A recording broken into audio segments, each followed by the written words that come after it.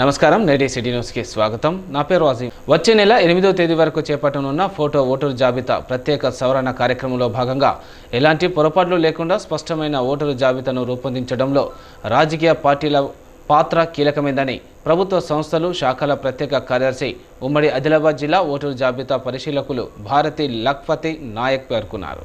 నస్పూర్లోని మంచిర్యాల జిల్లా కలెక్టర్ కార్యాలయంలో మంచిర్యాల, ఆదిలాబాద్, కొమ్రమీం, నిర్మల్ జిల్లాల కలెక్టర్లు బదావత్ సంతోష్, రాహుల్ రాజ్, హేమంత్ బోర్కరే, ఆశీష్ సంఘ్వాన్, అదనపు కలెక్టర్లు రాహుల్, దీపక్ తివారీ, ఫైజల్ అహ్మద్తో కలిసి గుర్తింపు పొందిన రాజకీయ పార్టీల ప్రతినిధులతో ఓటరు జాబితా రూపకల్పనపై సమీక్షా సమావేశాన్ని నిర్వహించారు. ఈ సందర్భంగా భారతి లఖ్పతి నాయక్ మాట్లాడుతూ, ప్రజాస్వామ్యంలో ఓటు ఎంతో విలువైందని, ప్రతి ఒక్కరూ తమ ఓటు హక్కును వినియోగించుకునేలా అధికారులు, రాజకీయ పార్టీలు సమన్వయంతో పనిచేసి స్పష్టమైన జాబితా రూపొందించాలని సూచించారు. 18-19 సంవత్సరాల యువతీ యువకులు ఓటరు జాబితాలో తమ వివరాలను నమోదు చేసుకునే విధంగా అవగాహన కల్పించాలని ఆమె ఆదేశించారు.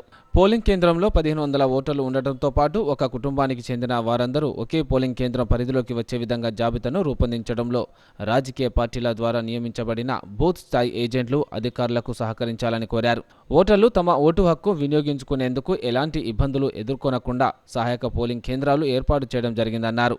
రాబోయే పార్లమెంట్, మున్సిపల్ ఎన్నికలకు అన్ని ఏర్పాట్లతో సిద్ధంగా ఉండాలని, ఓటరు నమోదు జాబితాలో సవరణలు, మార్పులు, తొలగింపుల కొరకు దరఖాస్తు చేసుకునేందుకు నిర్వహిస్తున్న పద్ధతులపై ప్రజలకు అవగాహన కల్పించాలని ఆదేశించారు. ఈ సమావేశంలో ఉమ్మడి ఆదిలాబాద్ జిల్లా ఎన్నికల విభాగం అధికారులు, గుర్తింపు పొందిన రాజకీయ పార్టీల ప్రతినిధులు తదితరులు పాల్గొన్నారు. 4 జిల్లాలు ఆదిలాబాద్, నిర్మల్, మంచిర్యాల, ఆసిఫాబాద్ ఈ 4 జిల్లాలకు ఎలక్టోరల్ రోల్ అబ్జర్వర్గా ఇప్పుడు స్పెషల్ సమ్మరీ రివిజన్ అనేది మనకు స్టార్ట్ అయింది. అందులో భాగంగా ఈసారి టైం తక్కువగా ఉండడం వల్ల మాకు చెప్పడం కూడా, మమ్మల్ని అపాయింట్ చేయడం కూడా ఆర్టికల్ 324 కాన్స్టిట్యూషన్ ఆఫ్ ఇండియాలో ఎలక్షన్ కమిషన్ ఆఫ్ ఇండియా మమ్మల్ని సూపర్ టైమ్ స్కేల్ ఆఫీసర్స్ని అపాయింట్ చేస్తుంది. అందులో భాగంగా నేను ఇక్కడికి రావడం జరిగింది. ప్రీ రివిజన్ యాక్టివిటీలో భాగంగా పోలింగ్ స్టేషన్స్ మొత్తం కూడా తయారు చేసుకోవడం, 1500 మంది ఓటర్ల కంటే ఎక్కువ ఉన్నటువంటి పోలింగ్ స్టేషన్స్ని ఎవరైనా ఇట్లా మాకు సపరేట్గా దూరం అవుతుంది అని అడిగినప్పుడు, ప్రజల నుంచి డిమాండ్ ఉన్నప్పుడు, ప్రజలు అడిగినప్పుడు సపరేట్గా ఆక్సిలియరీ పోలింగ్ స్టేషన్స్ కొరకు కలెక్టర్ గారు అక్కడ ఆ ప్లేస్ని ఇన్స్పెక్షన్ చేసి వారు లాటిట్యూడ్స్, లాంగిట్యూడ్స్ అన్ని పంపించిన తర్వాత మీకు కొత్త పోలింగ్ స్టేషన్ ఏర్పడటం, ఇందులో అంత ప్రక్రియ ఉంటుంది. డ్రాఫ్ట్ పబ్లిక్ రోల్ అనేది పబ్లిష్ చేయడం జరిగింది. ఆ తర్వాత రివిజన్ పార్ట్ స్టార్ట్ అవుతుంది. రివిజన్ పార్ట్ ఎలా చేస్తున్నారు కలెక్టర్స్, వాళ్ళన్నీ సరిగ్గా చేస్తున్నారా లేదా, అభ్యంతరాలు రిసీవ్ చేసుకుంటున్నారా లేదా, ఈసీ ఇన్స్ట్రక్షన్స్ ఫాలో అవుతున్నారా లేదా, వారు ఏ విధంగా ఈ ప్రాసెస్ అంతా నడిపిస్తున్నారు చూడటానికని మనం మొత్తం మన పాత ఎస్ట్వైల్ డిస్ట్రిక్ట్స్ అందరికీ కూడా మాలాంటి సీనియర్ ఆఫీసర్స్ని ఎలక్షన్ కమిషన్ ఆఫ్ ఇండియా నియమించడం జరిగింది. ఒక్కొక్క ఎస్ట్వైల్ డిస్ట్రిక్ట్కి, అంటే పాత జిల్లాలలో ఒక్కొక్క జిల్లాకి ఒక్కొక్కరిని వేయడం జరిగింది. అందులో భాగంగా నేను ఇక్కడికి వచ్చాను. సో ఇప్పుడు స్టార్ట్ ఏమవుతుంది, ఇప్పుడు present claims and objections receive చేసుకోవడం అనేది ఇప్పుడు జరుగుతుంది. మీ బూత్ లెవెల్ ఆఫీసర్స్ అందరూ మీ ఊర్లలో ఉన్నాడు, మీకు పరిచయమే కదా. అయితే మీరు ఈసారి కొంచెం టైం మనకి ఎక్కువ లేదు కాబట్టి మీ అందరికీ నా రిక్వెస్ట్ ఏంటంటే, మీ బూత్ లెవెల్ ఏజెంట్స్ అందరూ మీ పార్టీ వాళ్ళకు కూడా, మీ ఎమ్మెల్యేలకి వాళ్ళకు కూడా మీరు చెప్పుకొని, బూత్ లెవెల్ ఆఫీసర్స్కి మీరందరూ కూడా వాళ్ళకి మీరు కోఆపరేట్ చేసి, వాళ్ళ దగ్గర లిస్టులు ఉంటాయి, ఆ లిస్టులలో తప్పులు దొరకకుండా మీ యొక్క ఇన్వాల్వ్మెంట్ కూడా మాకు అవసరం. మంచిర్యాల జిల్లా కేంద్రంలోని ప్రభుత్వ డిగ్రీ కళాశాలలో 1970-95 బ్యాచ్ విద్యార్థుల ఆధ్వర్యంలో సిల్వర్ జూబ్లీ వేడుకలు ఘనంగా నిర్వహించారు. పూర్వ విద్యార్థులు పెద్ద సంఖ్యలో తరలివచ్చి ఆత్మీయ సమ్మేళనంలో పాల్గొన్నారు. చిన్ననాటి మధురమైన జ్ఞాపకాలను గుర్తు చేసుకుని సంతోషంగా గడిపారు. మంచిర్యాల ప్రభుత్వ డిగ్రీ కళాశాల పూర్వ విద్యార్థుల ద్వితీయ సమ్మేళనం నాయనందకరంగా జరిగింది. ఎమ్మెల్యే కొకిరాల ప్రేమ్సాగర్ ఆధ్వర్యంలో జరిగిన సమావేశంకు పూర్వ విద్యార్థులు హాజరయ్యారు. చాలా సంవత్సరాల తర్వాత కలుసుకున్న మిత్రులు ఆనందంతో, ఉత్సాహంతో ఒకరినొకరు అలాయ్ బలాయ్ చేసుకుంటూ కుశల ప్రశ్నలు వేసుకున్నారు. సుదీర్ఘకాలం తర్వాత కోలుకున్న కొంతమంది మిత్రుల కళ్ళల్లో ఆనంద బాష్పాలు దొర్లాయి. 1975 నుంచి 1995 వరకు విద్యాభ్యాసం చేసిన పూర్వ విద్యార్థుల ద్వితీయ సమ్మేళనాన్ని ఆదివారం పద్మనాయక ఫంక్షన్ హాల్లో ఏర్పాటు చేశారు. సుదూర ప్రాంతాల్లో స్థిరపడిన పూర్వ విద్యార్థులు తమ మిత్రులను కలుసుకోవాలని ఉత్సాహంగా తరలివచ్చారు. ఒకరోజు ముందుగానే కొంతమంది మంచిర్యాలకు వచ్చారు. పూర్వ విద్యార్థి అయిన మంచిర్యాల ఎమ్మెల్యే కొక్కిరాల ప్రేమ్సాగర్రావు తన మిత్ర బృందంతో చర్చించి పూర్వ విద్యార్థుల సమ్మేళనానికి కొన్ని నెలల క్రితం అంకురార్పణ చేశారు.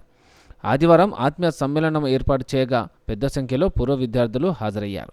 పూర్వ విద్యార్థుల పలకరింపులు, చిరునవ్వులు, ఆత్మీయ పలకరింపులతో ఉత్సాహభరిత వాతావరణం నెలకొంది. ఈ సందర్భంగా చిన్ననాటి చిలిపి చేష్టలను ఒకరినొకరు చెప్పుకుంటూ తమ అనుభవాలను పంచుకున్నారు. ఉదయం 10 గంటల నుంచి సాయంత్రం 5 గంటల వరకు కొనసాగింది.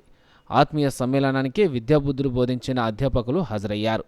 వారిని పూర్వ విద్యార్థులు సంఘం తరపున ఘనంగా సత్కరించారు. కళాశాలలో విద్యాభ్యాసం చేసి ఉన్నత శిఖరాలను అధిరోహించిన అనేక మందిని వేదిక ద్వారా పరిచయం చేశారు. తొలి సమావేశంలో ప్రకటించిన కళాశాల అభివృద్ధి నిధులను పూర్వ విద్యార్థులు చెల్లించారు. ఏదైతే పూర్వ విద్యార్థుల సమ్మేళనం పోయిన సంవత్సరం నవంబర్ 27 నాడు 2022 నవంబర్ 27 నాడు మొదటి సంవత్సరం 1975 నుంచి 90 బ్యాచ్ వరకు తీసుకొని చేయడం జరిగింది. అది నా భూతో నా భవిష్యత్తు అన్నట్టు చాలా పెద్ద ఎత్తున వచ్చిండ్రు. ఈసారి కూడా అది నేను పోయినసారి చెప్పడం జరిగింది, ప్రతిసారి చేస్తామని చెప్పి ఈసారి పెట్టడం జరిగింది. కాకపోతే ఈసారి ఏమైందంటే పూజలు ఈ కార్యక్రమాలతో కొన్ని చాలామంది రాలేకపోయారు. అనుకున్న దానికన్నా తక్కువ వచ్చిన మాట వాస్తవం, కానీ రాలేకపోయాను. ప్రతి ఒక్కరూ వచ్చిన వాళ్ళు ఎవ్వరు కూడా రిటైర్ అయిన వాళ్ళకి కనబడతలేరు, ఇంక్లూడ్ నాతో సహా. మేము అందరూ కూడా ఇంకా ఇప్పుడు కాలేజీలకి బయటకు వెళ్ళినట్టు ఫీల్ అవుతున్నాం. అందరూ చూస్తే ఇప్పుడు పాత రోజులు గుర్తుకొస్తున్నాయి. తప్పకుండా మేము ఏదైతే అల్యూమిని స్టార్ట్ చేసినామో ఇది నిరంతర ప్రక్రియ, ఇది ఆగేది లేదు. ప్రతి సంవత్సరం ఈ కార్యక్రమం జరుగుతుంది. ఈ సంవత్సరం పోయిన సంవత్సరం ఎవరైతే అనౌన్స్ చేసినో దాదాపు 14 లక్షల చిల్లర, 15 లక్షల 14 చిల్లర అందరూ ఇవ్వడం జరిగింది.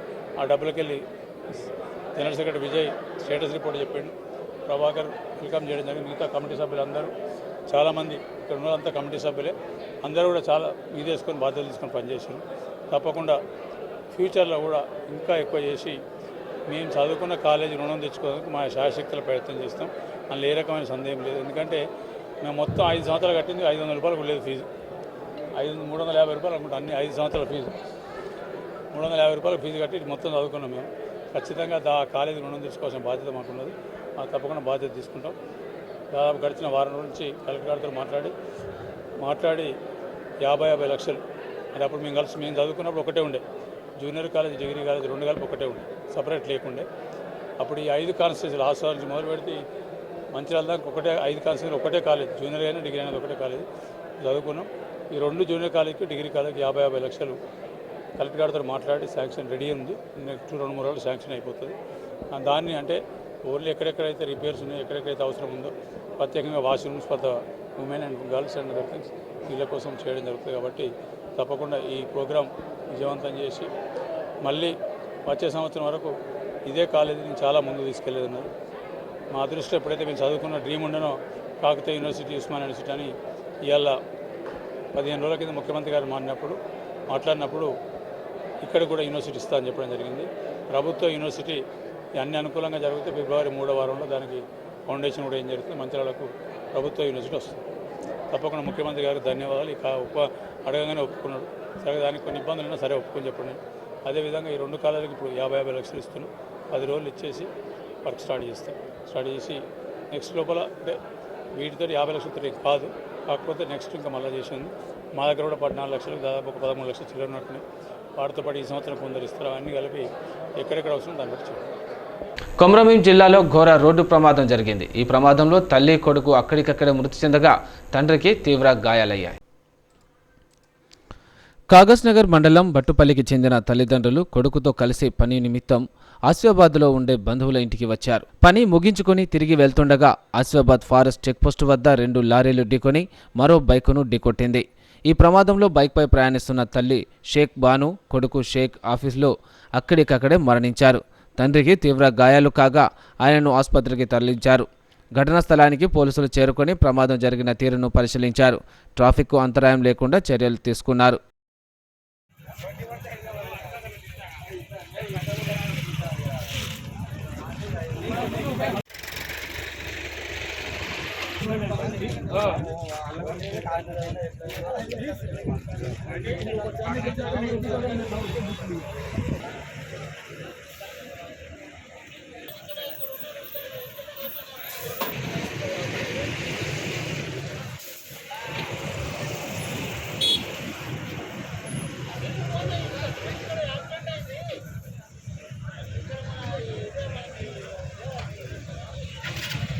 మందమరి అంగడి బజార్లోని పద్మశాలి సంఘం భవన్లో టీఆర్పీఎస్ వ్యవస్థాపక అధ్యక్షులు రామ్ శ్రీనివాస్ సంతాప సభను మంచిర్యాల జిల్లా అధ్యక్షులు చిలగాని సుదర్శన్ ఆధ్వర్యంలో ఘనంగా నిర్వహించారు. మంచిర్యాల జిల్లా మందమరి అంగడి బజార్లోని పద్మశాలి సంఘం భవనంలో వ్యవస్థాపక అధ్యక్షులు రామ్ శ్రీనివాస్ సంతాప సభ మంచిర్యాల జిల్లా అధ్యక్షులు చిలగాని సుదర్శన్ ఆధ్వర్యంలో నిర్వహించారు. సంతాప సభ అనంతరం రామ్ శ్రీనివాస్ చిత్రపటానికి పూలమాలలు వేసి నివాళులర్పించారు. దీనికి ముఖ్య అతిథులుగా రాష్ట్ర ఉపాధ్యక్షులు బొద్దుల బాపూజీ ఈ సందర్భంగా మాట్లాడుతూ రామ్ శ్రీనివాస్ మరణించడం పట్ల పద్మశాలి సంఘానికి తీరని లోటు అని అన్నారు.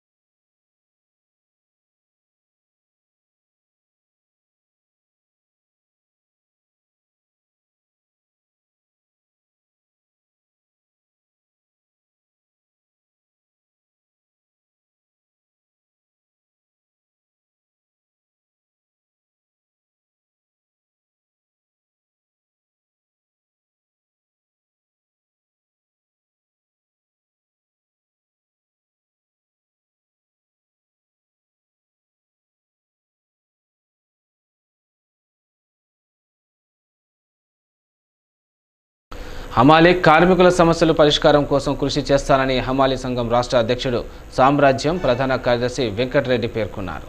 హమాలీ సంఘం సభ్యుల సమస్యల పరిష్కారం కోసం హమాలీ సంఘం పోరాటం చేస్తుందని ఆ సంఘం రాష్ట్ర అధ్యక్షుడు సామ్రాజ్యం జనరల్ సెక్రటరీ వెంకటరెడ్డి తెలిపారు. ఆదివారం హమాలీ సంఘం సర్వసభ్య సమావేశంకు ఆయన హాజరయ్యారు. ఈ సందర్భంగా వారు మాట్లాడుతూ హమాలీ సంఘం ఏ పార్టీకి అనుబంధం కాదని తెలిపారు. హమాలీ సంఘం సభ్యులు హక్కుల కోసం పోరాడిందని అన్నారు. తెలంగాణ హమాలీ వర్కర్స్ యూనియన్ మంచిర్యాల విభాగం సర్వసభ్య సమావేశము ఈరోజు ఇక్కడ జరుగుతుంది. ఇప్పటి వరకు అసలు హమాలీ సమస్యల గురించి ఏ ఒక్క యూనియన్ కూడా లేదు. ఇప్పుడు మొట్టమొదటి యూనియన్ మన తెలంగాణలో ఇదే అవుతుంది. కాబట్టి ఈ యూనియన్ ముఖ్య ఉద్దేశం ఏంటంటే ఓన్లీ హమాలీ సమస్యల గురించి మాట్లాడటమే, గవర్నమెంట్ తోటి పోట్లాడటం. ముఖ్యంగా ఏంటంటే కామన్ రేట్ రావాలని ఒకటి, తర్వాత హమాలీ సమస్యల గురించి, తర్వాత హమాలీ రేట్ల గురించి, హమాలీ సంక్షేమ పథకాల గురించి, వీటి గురించి మేము పోరాడటానికి ముందుకు పోతున్నాము. ముందుగా ఫస్ట్ పోయిన సంవత్సరమే డిసెంబర్లో మాది రిజిస్ట్రేషన్ అయింది. ఇది మొట్టమొదటి సమావేశం జరుగుతుంది. తర్వాత మాకు ఈ యూనియన్ ఏ పార్టీకి సంబంధం లేదు.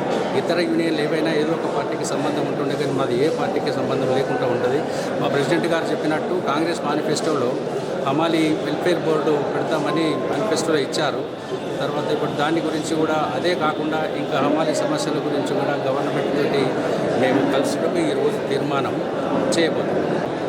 మంచిర్యాల జిల్లా హమాలీ సంఘం అండ్ ఆధ్వర్యంలో తెలంగాణ రాష్ట్ర అధ్యక్షులు సామ్రాజ్యం అన్న గారు, వెంకటరెడ్డి అన్న గారు, మంచిర్యాల జిల్లా ఇతర సంఘాల అధ్యక్షులు అందరూ ఇక్కడ మంచిర్యాల జిల్లాలో పాల్గొనడం జరిగింది. అయితే కార్మికులకు ఏ హక్కులు అనేది లేదు. హక్కులు అనేది కల్పిస్తామని అప్పుడు మేనిఫెస్టోలో పెట్టడం జరిగింది. అదే సమావేశం మీద ప్రతి కార్మికునికి ఇన్సూరెన్స్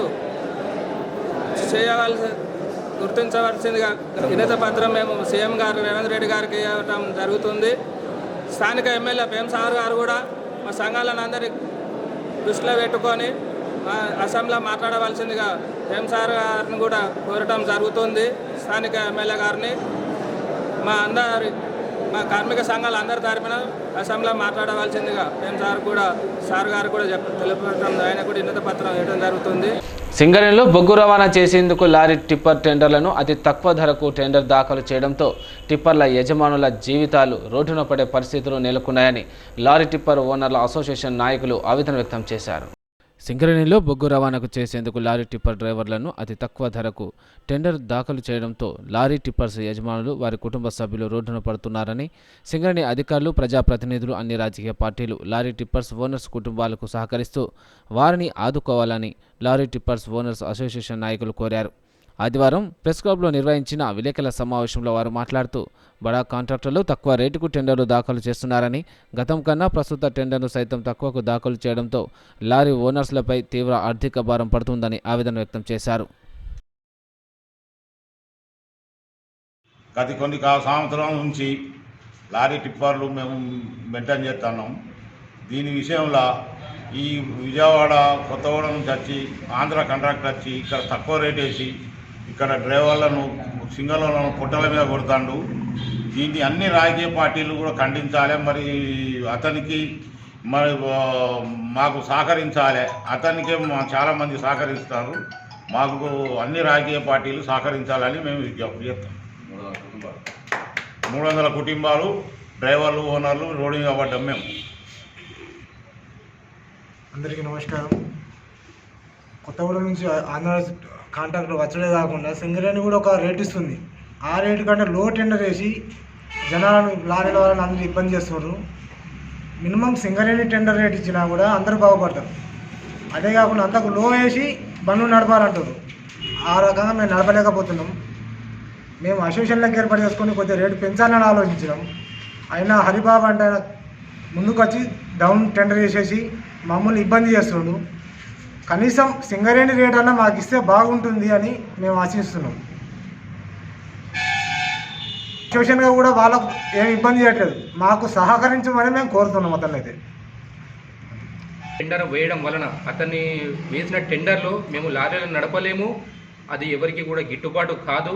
మేము ఈఎంఐలు కట్టలేము. ఈఎంఐలు కట్టలేక గత కొన్ని నెలలుగా కొంతమంది ఓనర్లు ఆత్మహత్యలు చేసుకున్న పరిస్థితులు కూడా ఉన్నాయి. ఇది ప్రతి ఒక్కరికి తెలిసిన విషయమే. అయినప్పటికీ కూడా వారు మాకు మా యొక్క జీవితాలను దుర్భరం చేయడానికి, మమ్మల్ని అందరినీ రోడ్డు మీద పడేయడానికి కంకణం కట్టుకొని మరీ తక్కువ రేటుకు టెండర్ వేసి ఆ యొక్క టెండర్ను కూడా ప్రారంభించడం జరిగినది.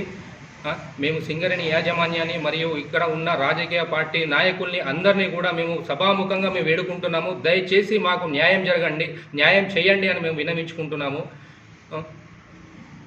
నేటి సిటీ న్యూస్ ఇంతటితో సమాప్తం. తిరిగి ప్రసారమైన సిటీ న్యూస్తో మళ్ళీ కలుసుకుందాం. అంతవరకు సెలవు. నమస్కారం.